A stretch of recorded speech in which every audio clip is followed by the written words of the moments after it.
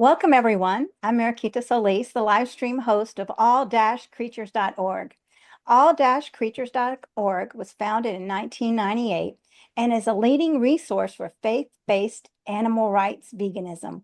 Led by our executive director, Tams Nicholson, we provide free resources for people seeking to live compassionately towards all creatures. Our extensive library includes vegan sermons and commentaries, animal rights strategies, action alerts, events, and works by various vegan authors. We also sponsor websites for animal rights organizations. Our mission is to unite compassionate individuals worldwide who honor the dignity of all creatures.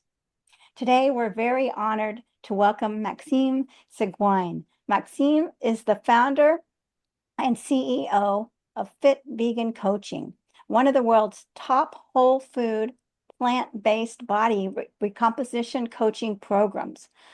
Over the past 5 years, Maxime and his team have helped over 1,000 plus clients completely transform their body composition and health. A passionate advocate for the plant-based lifestyle, Maxime became vegan over a decade ago and has dedicated his life to helping others thrive on plants. Driven by the mission to transform 10,000 people to get lean, thrive, and reduce their risk of chronic disease by 2033 and 1 million by 2050, Maxime combines evidence-based strategies with compassionate coaching to help clients thrive and disease-proof their bodies. He also hosts the successful Fit Vegan podcast, nominated for a Veggie Award on vegnews.com, where he shares insights, client success stories, and expert interviews to inspire others to embrace a plant-based lifestyle. Maxime is also an athlete training for basketball, demonstrating the power of plant-based nutrition and achieving peak performance. Originally from Canada, Maxime now lives in California with his wife, Ivy, and their dog, Tempe. Together, they aim to create a healthier, more compassionate world. So I'm very honored to have you join us today, Maxime. Thank you for being here. Yeah, thank you for having me on. That was a beautiful introduction. Yeah, happy to be here and excited to share. Well, I've heard a lot about you from Robert Cheek, who is an amazing bodybuilder and an inspiring health gentleman in his own right. So I love it. I mean, you all are really working to help people break out of these addictive ways of eating and living. Yeah, and Robert's a great friend of mine. We're actually coaching him right now for a body recomposition phase. So Robert's going through it, working out hard and doing. Nutrition is a big component for people. They definitely struggle with it. Wonderful. Well, I wanted to hear a little bit about your journey. What changed your life? Where did this start? Yeah, so veganism was well over a decade ago at this point. I used to be a bodybuilder and a power lifter. So I used to weigh about 240 pounds. I'm 190 right now, so a significant difference in weight. I was a heavy meat eater at the time. We're talking the typical bodybuilding diet. So I was having 12 eggs for breakfast. And then I had an additional 5 extra meals for the day. So I was eating 6 meals a day. And every meal consisted of 2 to 3 chicken breasts with some rice and broccoli. So I was on the typical bodybuilding diet. And I got recruited to do modeling. And because I'm 6'4", I fell in the high fashion category, which is the skinniest of the categories. And so, yeah, the agent looked at me. She's like, "You need to lose a lot of weight because you won't fit in any of the clothing because they make one size and it's sample size." And it was not a guy that was 240 pounds, wasn't going to fit in those. So I decided to, you know what, I'm going to give this a shot. So I went on Google. I was like, what diet's going to get me the skinniest, the fastest? And veganism show up. It said vegans are skinny and weak. I was like, well, I don't like the idea of being weak, but I need to get skinny. So that's what made me go vegan. Now, we all know that we can be fit and strong and be vegan. I have a lot of demonstration of that at this point. But back then, I was like, well, I'll take being weak because I need to get skinny so I can fit in the sample size clothing. And then, yeah, just went vegan, stopped strength training, did a ton of cardio. So did everything I could to lose as much muscle as possible. And then I lost 80 pounds in my first year. And I was able to model in Italy and kind of a little bit all over the world. I think the second pivotal moment was, you know, for about 10 years ago. It was 10 years ago, about 9 years ago or so, 8 or 9 years ago, when I met my late partner. We started dating, and within 3 months of us dating, she got diagnosed with breast cancer. And then stayed by her side and, helped her kind of transition to eating whole food, plant based, and made a significant difference in her health and in the size of the tumor growth. And doctor gave her a year to live. She ended up living 4.5 years, with an amazing quality of life during that time before she passed away. I was just over 4 years ago. So that was like the big moment for me that really sealed this lifestyle. The fact that she was able to live 4.5 years when a doctor gave her one, that she had great quality of life. When we saw other cancer patients that were struggling to just live a normal day to day life. So that was like the start, and then what sealed it for me. Wow, that is a powerful story. And to think, I mean, well, so many of us think about vegan diets as being weak and scrawny. And I love that your jacket says fit vegan coach. I mean, you get a lot of Yeah. comments on that from people out in the world. Absolutely. Every time I go to the gym, I make sure I have a Fit Vegan Athlete shirt on, or a Fit Vegan Coaching shirt on, or a hat somewhere. There is that perception, and to be fair, I'm 6'4", 190 pounds, so I do look on the slimmer side because I'm training for basketball. But then they see me play and dunking on people and being very athletic and strong, and they're like, "Oh, okay, like you can be athletic and you can be strong on a plant-based diet." Yeah, I mean, it seems like, I mean, that's very hard for a lot of people to believe. And what do guys say to you specifically? Yeah, so it's very funny because at first I wear my shirt all the time at the gym. That's the only thing I wear is a Fit Vegan Athlete shirt. And I've been going to that gym for 2.5 years. And now I get people coming to me who's like, "Hey, what are you doing?" And like, "I'm vegan." And like, "You're vegan?" I'm like, it literally says it across my chest for the past 2.5 years. And you didn't know? Thought I was just wearing this for fun. Yeah, so a lot of them just wonder for like the recovery and the strength component, because I am in there 3 hours every day. I was in there 3.5 hours this morning, and still going to do a full day of recording and work after. So a lot of them are wondering about the recovery and being able to build muscle and be athletic, and they don't know.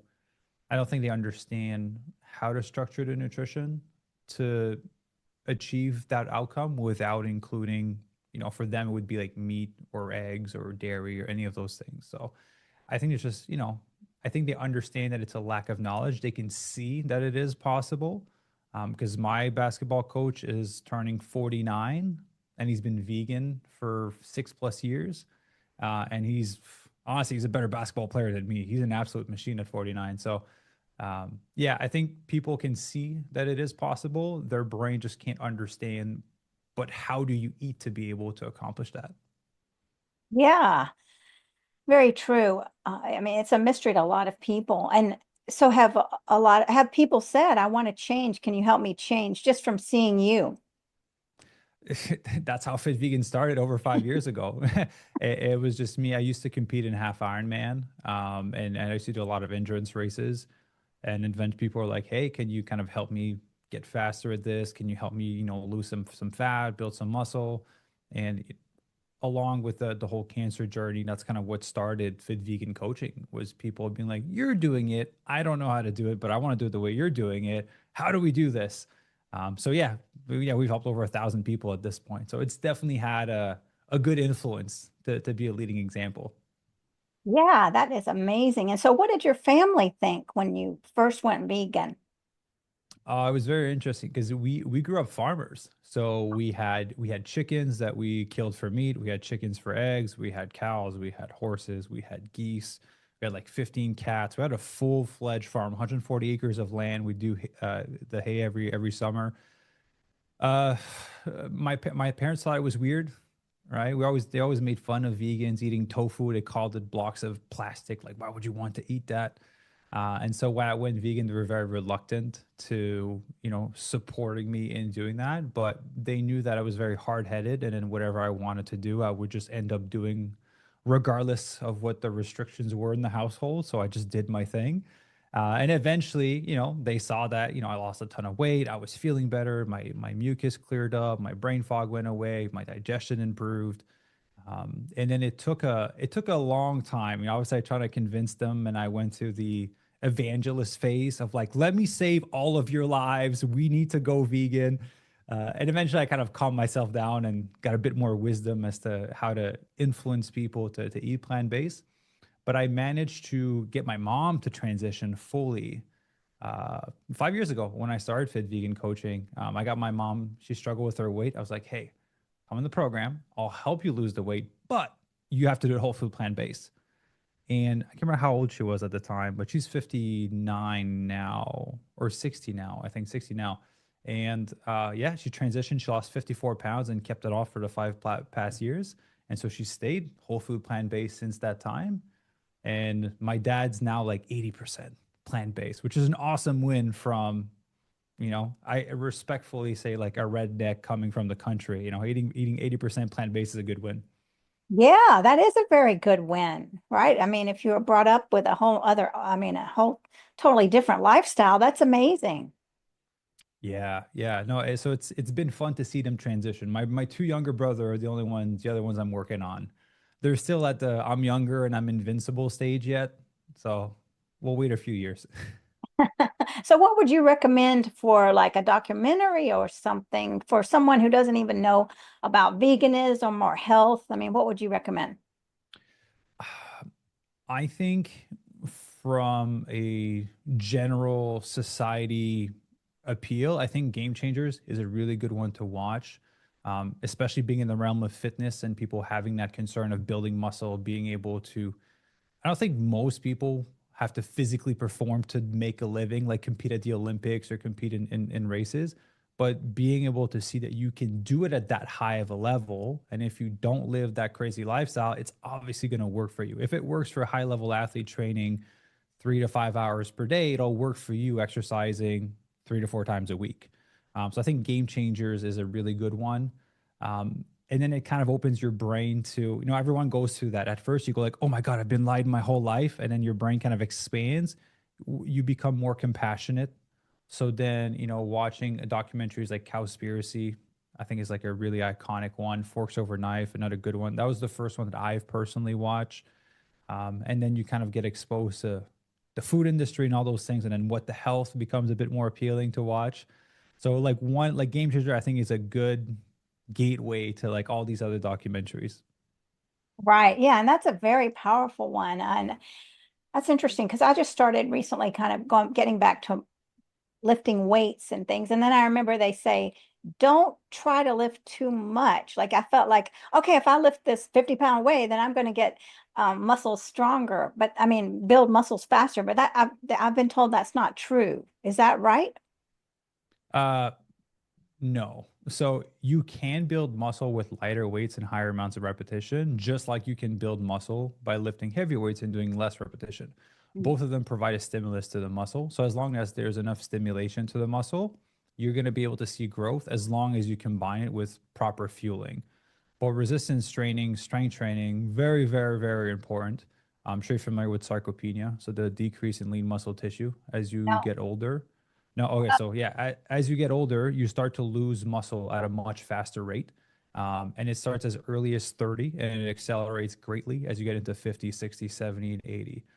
A lot of the people that we work with are between 50 to 86. 86 is our oldest member. So we're used to kind of dealing with that. So strength training becomes even more critical as you get older.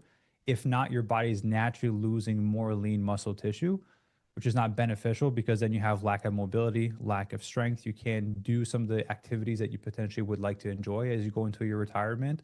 If you fall or do an abrupt movement and you don't have the lean muscle mass to be able to hold yourself and you fall and you get injured, it takes longer to recover from an injury at 50, 60, 70, 80 compared to 20, 30 years old.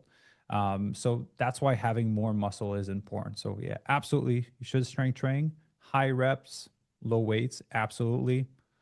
Heavier weights, low reps, absolutely. I think it's great to vary between the amount of repetitions and do some sessions, some potentially a month of more endurance style training. So like a 12, 15 to 20 repetitions per set, and then work your way down to like a 8 to 12 reps per set, and then like a 6 to 8, because you'll get benefits from working all these three types of muscle fiber. And what about walking? And is that worth anything? Yeah, walking extremely beneficial. Will never replace strength training. Mhm. Strength training is a category of its own. There's so many benefits associated to it: building stronger bones, building more lean muscle, balance of hormones, improvements in body composition, speed, increasing your metabolism. Right.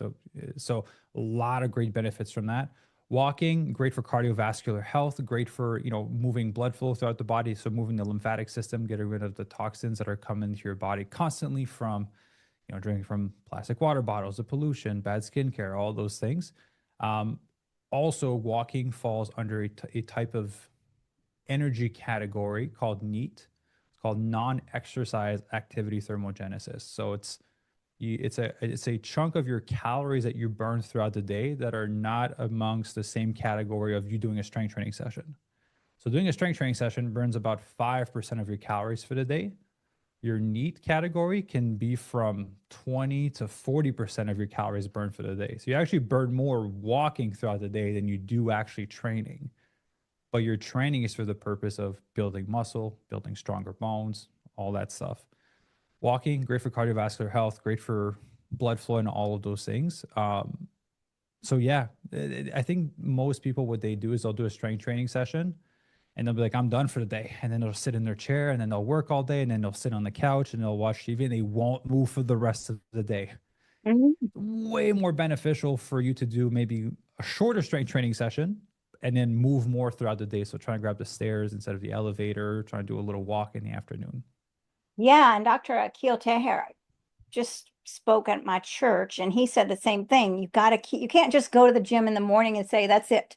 You got to keep moving throughout the whole day. Yeah, so that's very interesting. Luckily, I have a dog, and he's got me moving a lot through the day. But I also, which is I like to do this. And now I'm not a dancer, but I like to just do like the little 30-minute dance routine. And I'm amazed that I'm not falling over when I'm having to do the turns, and Yeah. especially because I'm 57, I feel like, well, this is very important to keep being able the balance that's needed. Yep. So Yeah. And the musculature is going to help a lot with that balance as well. And yeah, dancing is awesome.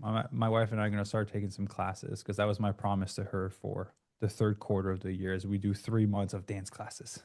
well, that'll be fun. Are you going to post videos on that? Uh, Maybe a month into it, once I'm kind of like good enough and I can get some good clips, then yeah, I'll start posting. Good. We'll be watching out for those. Yeah. So tell me, what was one of your most memorable vegan moments? Oh, uh, in terms of in terms of helping someone transition, I think just getting my mom to lose all that weight. Like she's struggled with her weight my whole life, and to have been able to kind of solve that problem for her and know that I am reducing her risk of dealing with chronic illnesses like cancer, diabetes, and heart disease.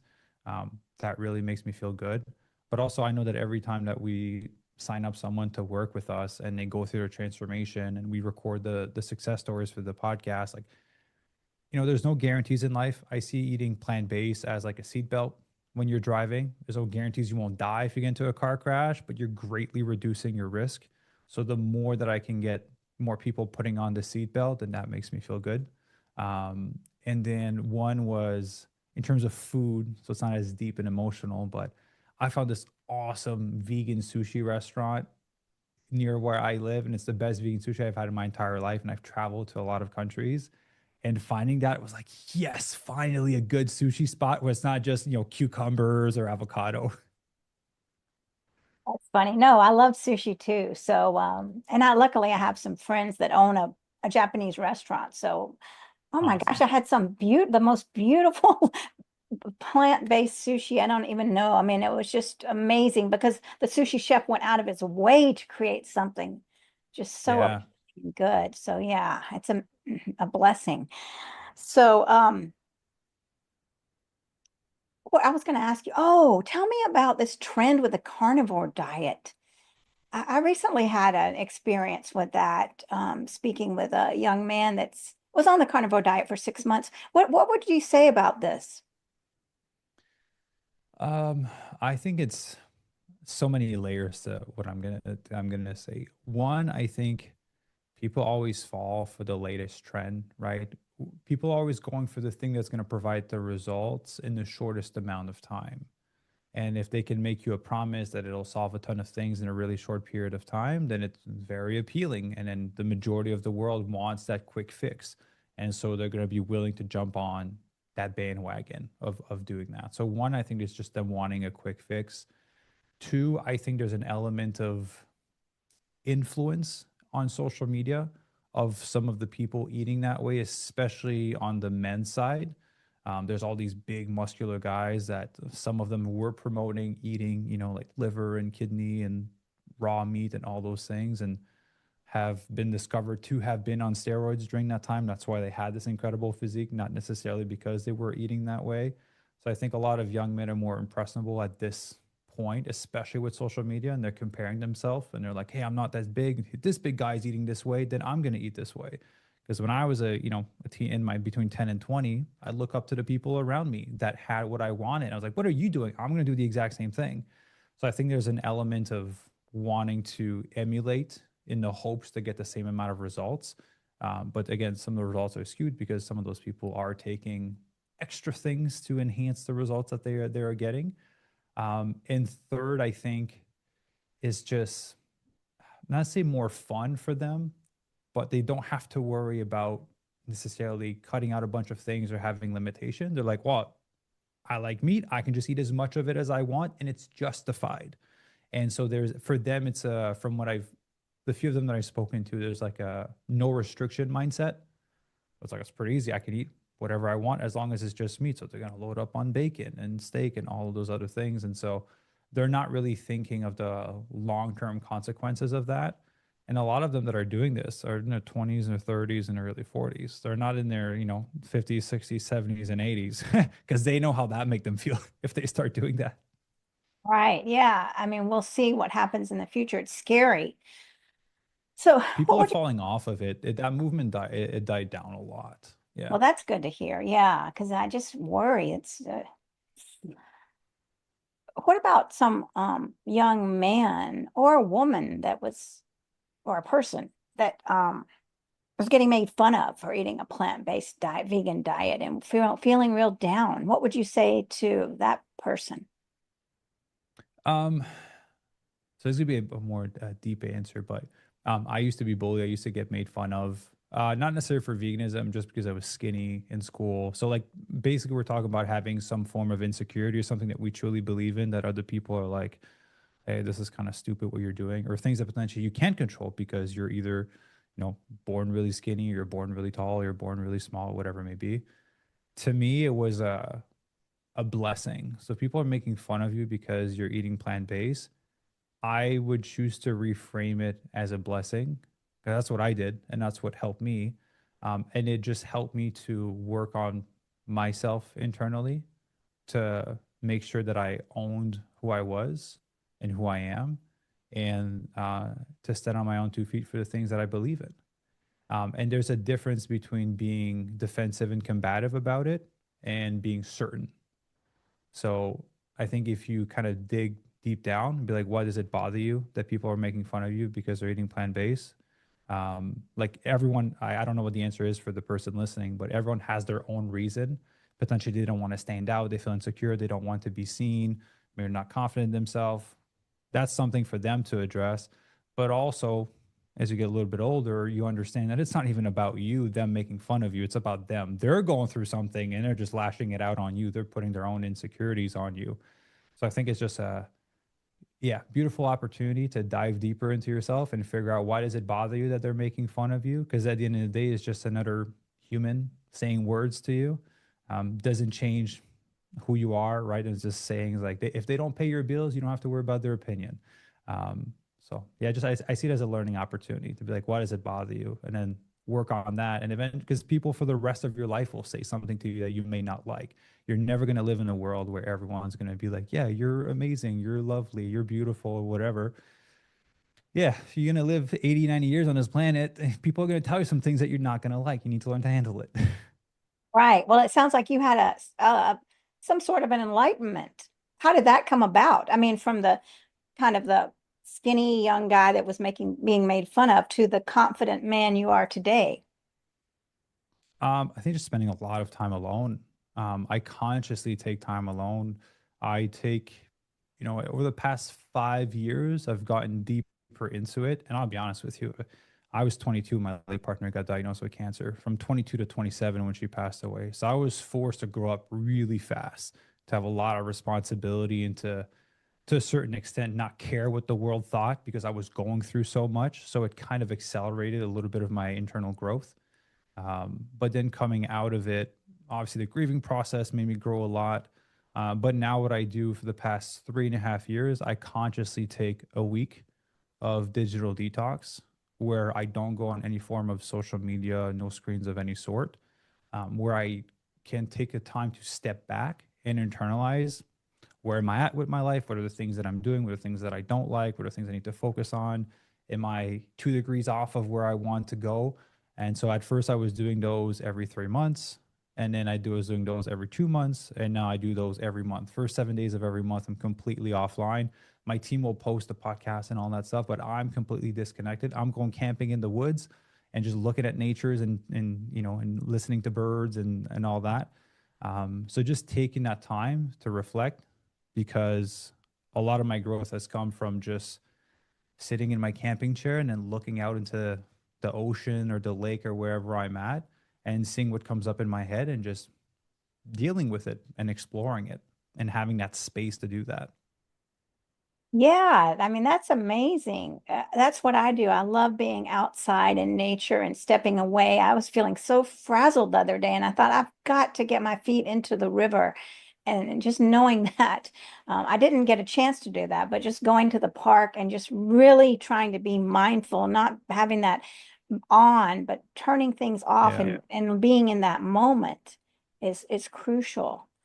So, would you say that you're a very spiritual person? To a certain extent, yeah. Yeah. My wife and I go to church every Sunday when we're not traveling. Obviously, it makes it challenging when there's conferences and things.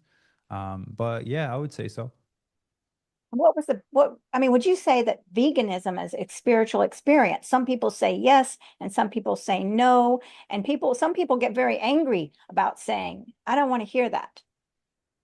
Yeah, I wouldn't say that they were related for me because, I grew up in church. We grew up Catholic and then it kind of transitioned to Christianity when I was like 18, 19. And I guess I was kind of vegan at that time, but I've always been in church way before I was vegan. So for me, it didn't really enhance any of it.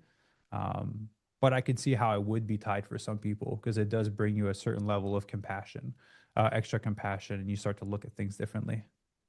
Yeah. And then there's also the people that say, well, these people aren't really spiritual if they're eating animals.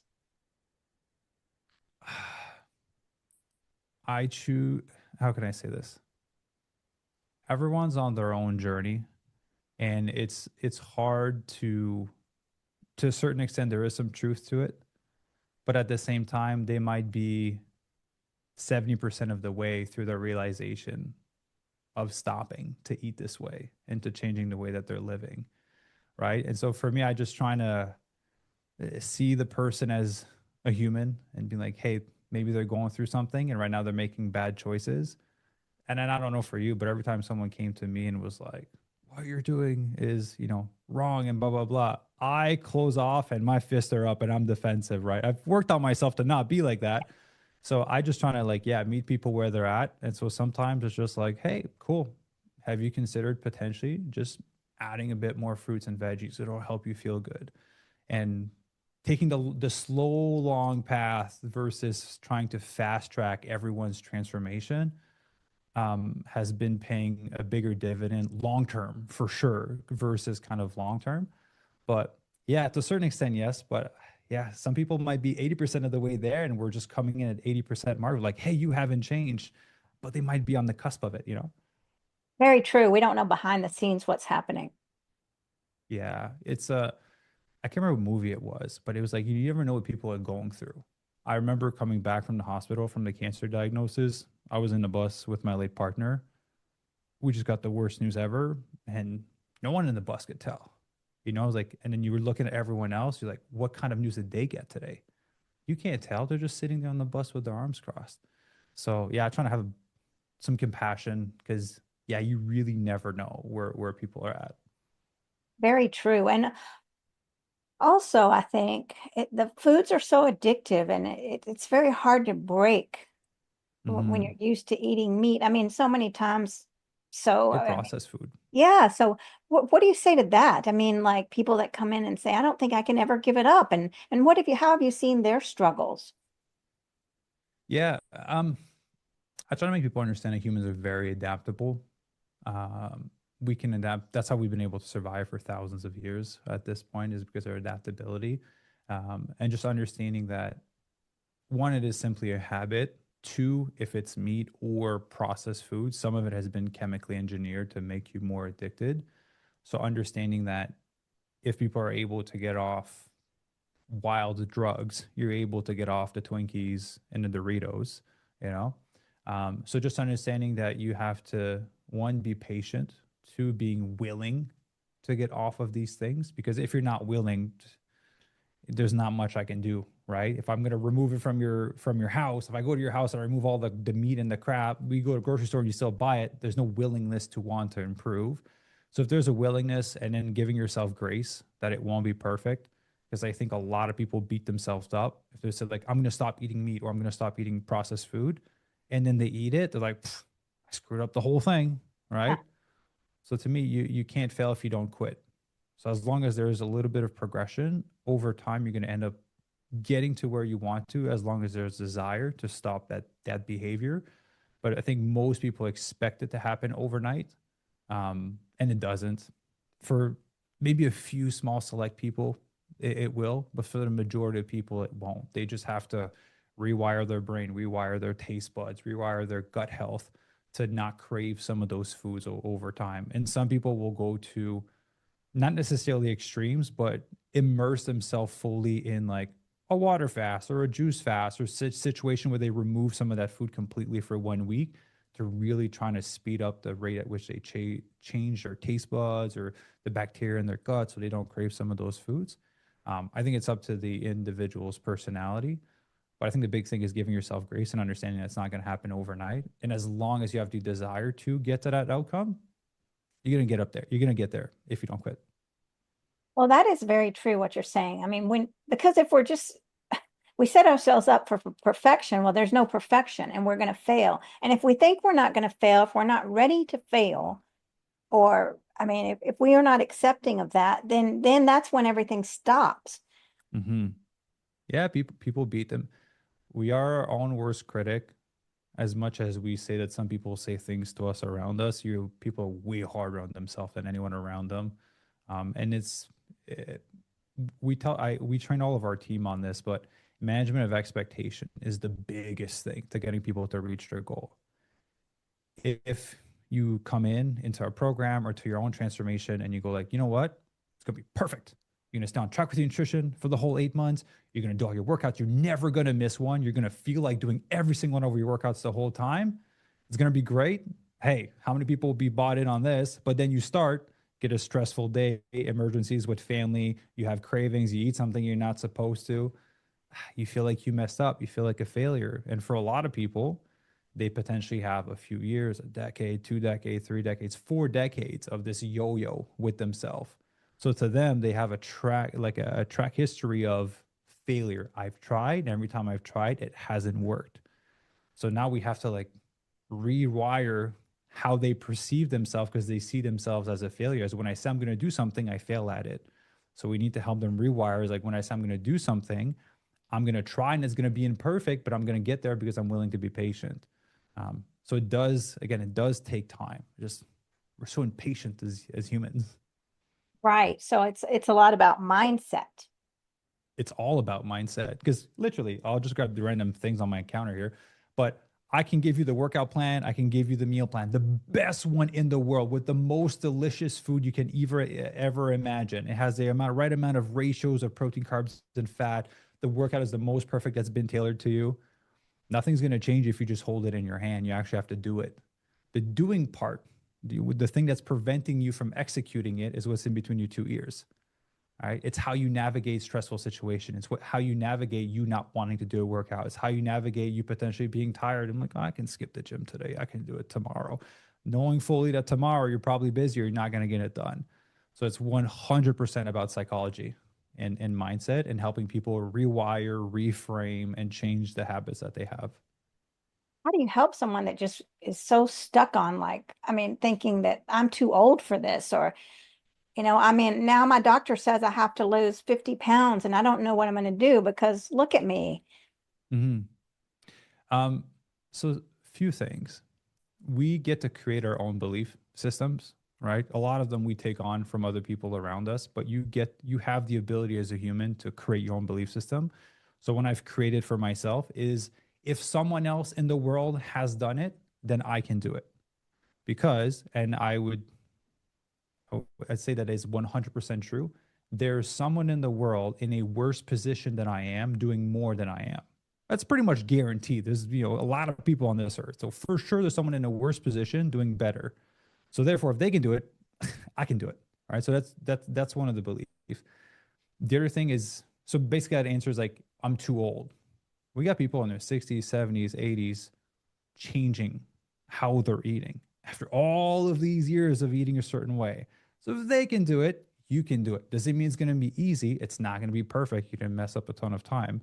And then, yeah, I think just going back to grace and imperfect action, how you teach that to someone is you give them fundamental tools to get started, right? We have a few things that we like to say, which is consistency compounds. What that means is we just need you to show up, not perfectly, right? Like we talk about finances. Can you compound $1? Yes. Can you compound a penny? Yes. Can you compound $0? No. So every day that you don't show up, that's $0. We can't do anything with that. Some days you'll give $1, some days you'll give a penny. That's okay. I'll take a penny any day of the week because we can compound that. So consistency compounds. And the two others is win the next meal and win the next workout. You are going to mess up on your nutrition. When you do, just put your thumb up, like, cool, hope it was good. Just win the next meal. Go back to eating healthy, right? If you miss a workout, no big deal. Win the next workout. It's not the end of the world. So just getting back on track. And the biggest learning opportunity is when people trip and fall. Because if you don't trip and fall, there's nothing to learn. You're doing great, right? So to a certain extent, we know that people are going to trip and fall because it's part of the process. Because if they don't trip and fall, it means they already got the stuff dialed in. They don't need me at this point.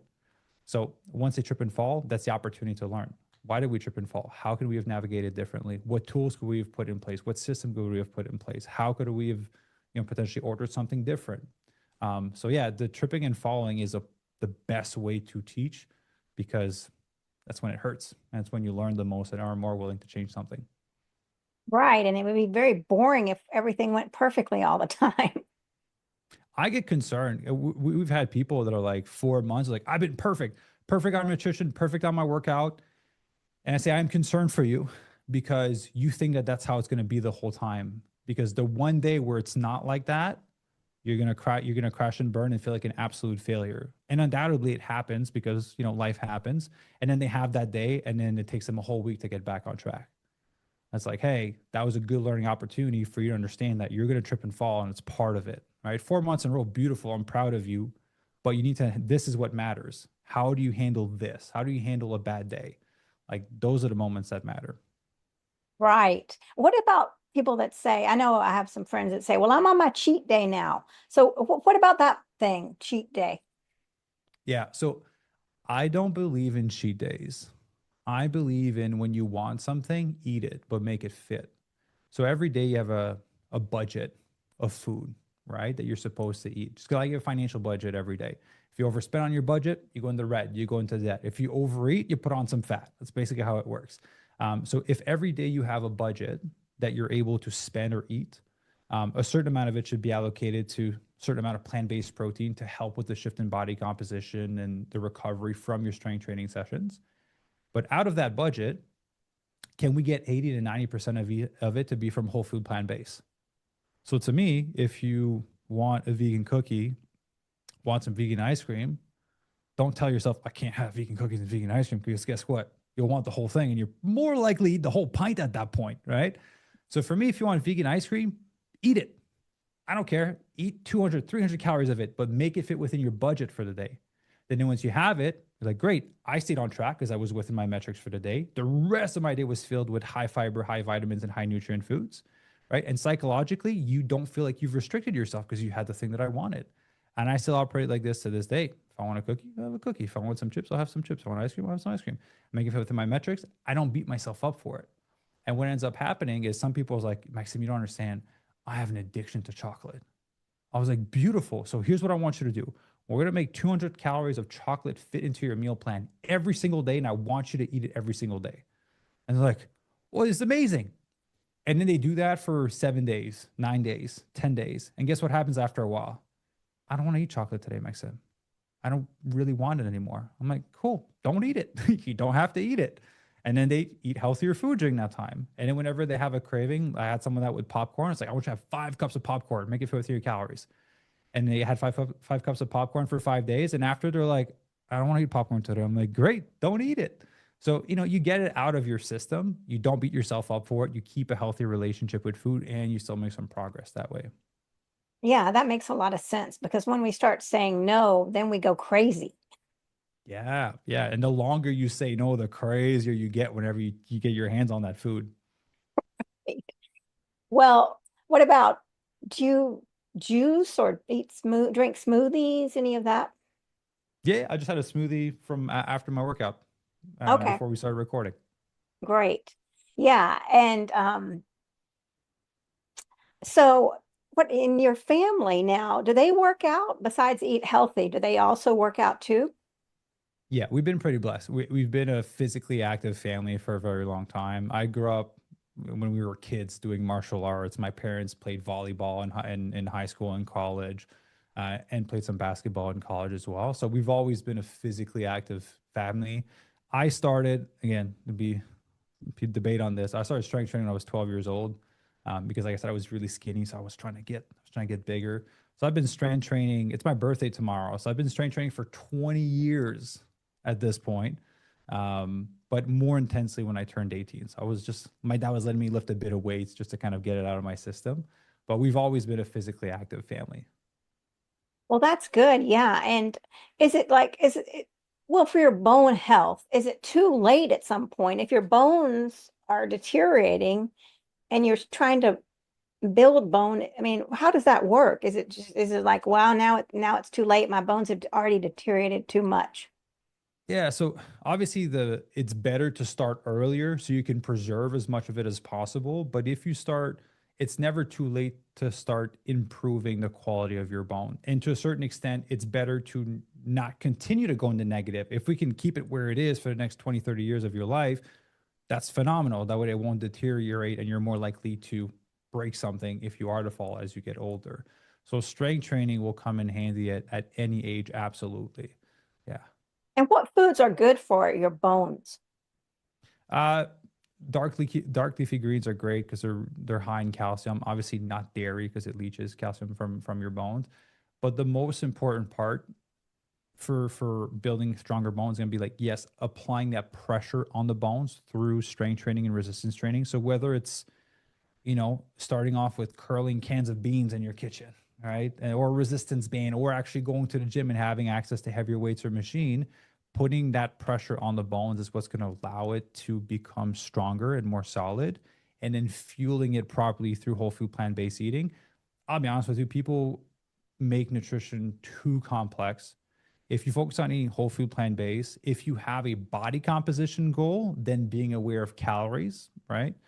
If you want to build some muscle, put a little bit of emphasis on the protein, right? You want to aim about for 0.8 gram per pound of lean body weight. All right. So if you're carrying an extra 30 pounds, then don't count that 30 pounds towards your goal because that's fat. That's not muscle, right? And then eat whole food plant based and eat a variety of whole food plant based. That's going to take care of 99.9% of your issues, right? And then obviously, if you have some deficiencies, then put more emphasis on those. But for the most part, if you eat a variety of whole food plant-based foods, you'll get the calcium you need, you'll get the energy that you need to recover from your training, and then the training will do the job of ensuring that there's that stress on the bone for it to become stronger. Well, I believe that's true because when I was moving and lifting boxes and lifting and lifting and lifting, I've noticed I'm not even sore because I would think Yeah. I would wake up sore the next day, but I never was sore, which is incredible. Yeah. Like I said earlier, the body is simply an adaptation machine. So it will adapt to your environment. It will achieve peak performance for the environment that you've created for it. Meaning, if you sit in an office chair all day and then you sit on your couch all day and you don't really move your body, your body will transform to achieve peak performance at sitting down. You'll be a professional sitter, right? Your hip flexors will be tight, your glutes will be underactive, you might have some lower back problems, you might be hunched over on your shoulders, but you will achieve peak physique for the environment that you ask of it. So then if you ask of it to go for a walk every day, your body will get used to it and more efficient at it. If you ask of your body to run every day, your first few runs, you're going to be out of breath, you're going to be sweating a lot, you're going to be burning a ton of calories. But for anyone that's ever competed in any form of races, the longer you run, the less you sweat, the less calories you burn because your body's become more efficient at it. So if Mm, you're strength training consistently, then for you to do things that are less stressful, like lifting boxes and moving throughout the day, then if your body knows how to handle it, you've become efficient at what you've asked of your body. So that's why it's important to always add some of these external stressors because we don't live in a world anymore where you have to cut down trees to build your house and move big rocks to live in a cave and, kind of go work in the fields all day long, which was physically demanding on the body. We can have pretty passive lifestyle. You can literally sit on your couch all day, sleep there, order food to your house, and not really have to move too much. And so that's why I like exercising because you're putting yourself in a safe, controlled environment where you can apply that stressor on the body. That's how I see it. So instead of going out and cutting wood to build a house, you're going to the gym to do a little exercise session. right. What do you think about planking and jumping rope? Rope. Two great exercises, right? Two exercises that should be a part of your training regimen.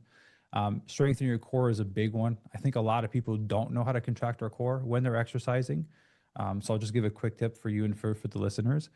If you just focus on driving your belly button in and then doing a Kegel, you feel A what? everything kind of tight, a Kegel. Oh, okay. Yeah. So the other way I like to say is like drive your belly button in and pretend like you have to pee and hold it in. You kind of felt that little tightening up in the stomach. That's how you properly contract your core. So you should do that when you're planking. You should do that when you're doing a squat or any form of exercise. Do that. Now the tricky part is you have to learn to breathe through it, right? Because a lot of people's faces are going to turn blue. So yeah, drive belly button in, pretend like you have to pee, hold it in, and then learn to breathe while keeping that contracted. Do your exercises that way. It's going to help you build a stronger core. Skipping rope is great because there's some impact on the bone, which is going to help with the bone density. And great cardiovascular exercise. I do it every day for my basketball. What jump rope do you use? It's a 10-pound one. It's a weighted one. It sucks. It's it's really hard. You can just grab like a regular skipping rope. There's some with if a lot of people that we work with, again, a little bit older, have wrist issues. So there's a really cheap skipping rope you can use, but there's some of them that are a little bit more expensive, but there's bearings in it. So it's not as hurtful on the wrist because the bearing is the thing that rotates versus kind of have to force your wrist more. And then there's a 5-pound, 8-pound, 10-pound skipping ropes, which are really they're a torture device at this point. I used to jump rope a lot, and I remember the things would break, Yeah, because it would cut through, and that's why yeah. I wonder. By now, surely they have better ropes. Oh, mine has a little metal thing inside of the rubber. Yeah, it whips when you hit yourself in the shin. It's not a great set. They're more solid, but they're solid when they hit you too. So Yeah. Oh, I loved jumping rope. I mean, it was always so much fun. I actually got a little jump rope, but then it started all twisting up. It was just some cheap thing that I got. I thought, but let me try and just do it a little bit. But yeah, I used to plank a lot too, um, which which was fun. I mean, that seems weird, but I would have my friend talk to me and I was yeah, entertained while I was like, oh my God. yeah. Just take a phone, call your friends while you're doing your plank. Yeah. But yeah, I always felt very strong when I planked.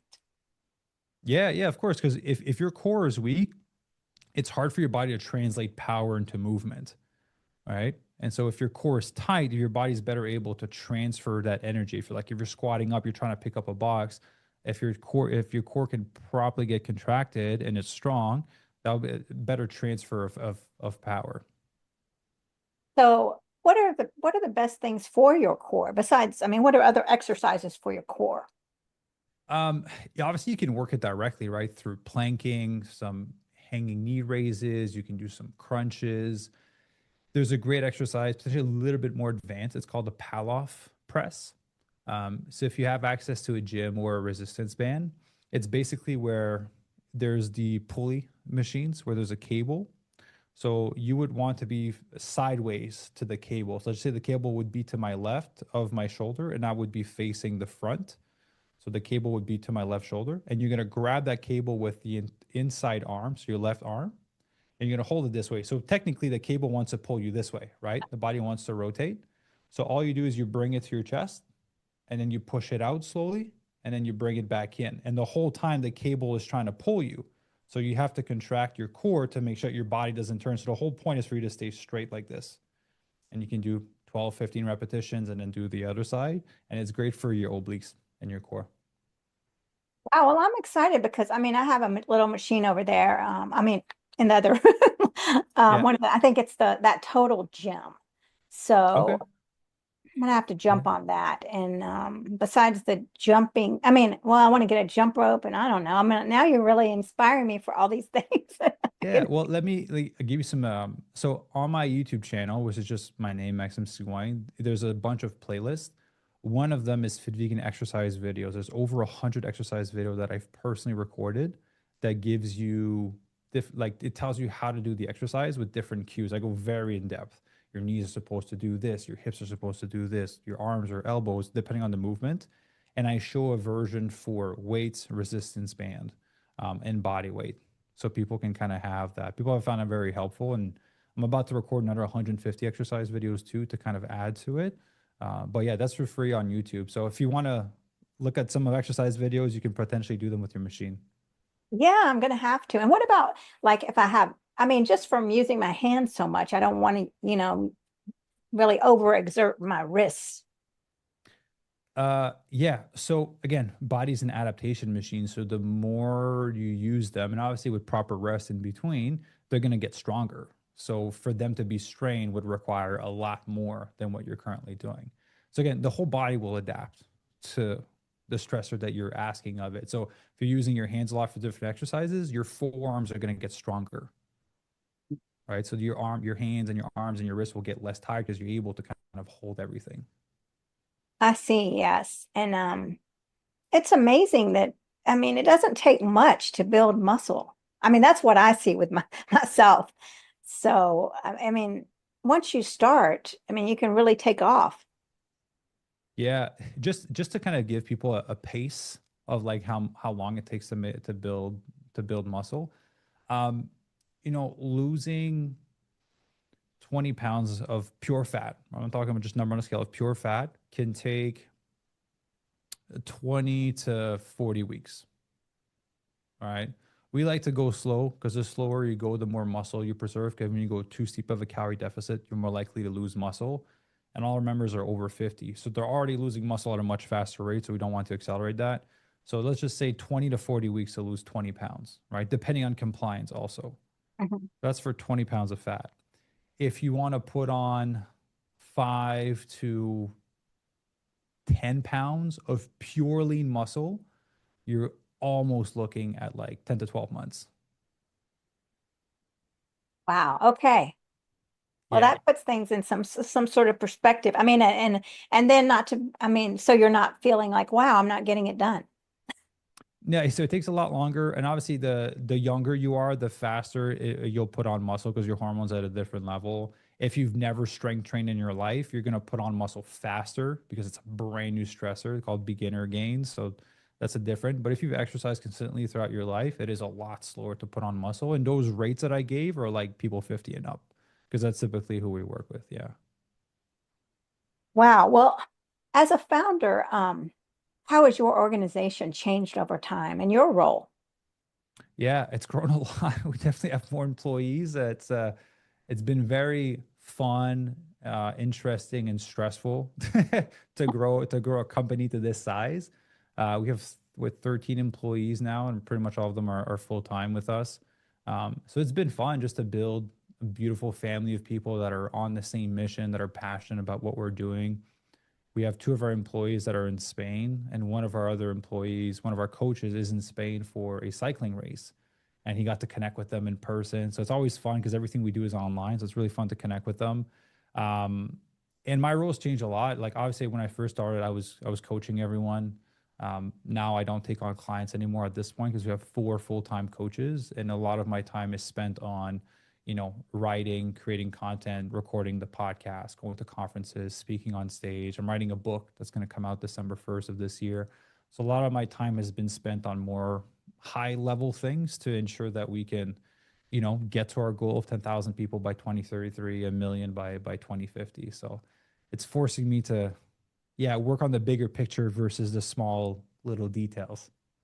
Well, that's exciting. So I want to make sure everybody that's watching to remember to visit us at www.all-creatures.org and help support this program and others by making a one-time or recurring donation of any amount.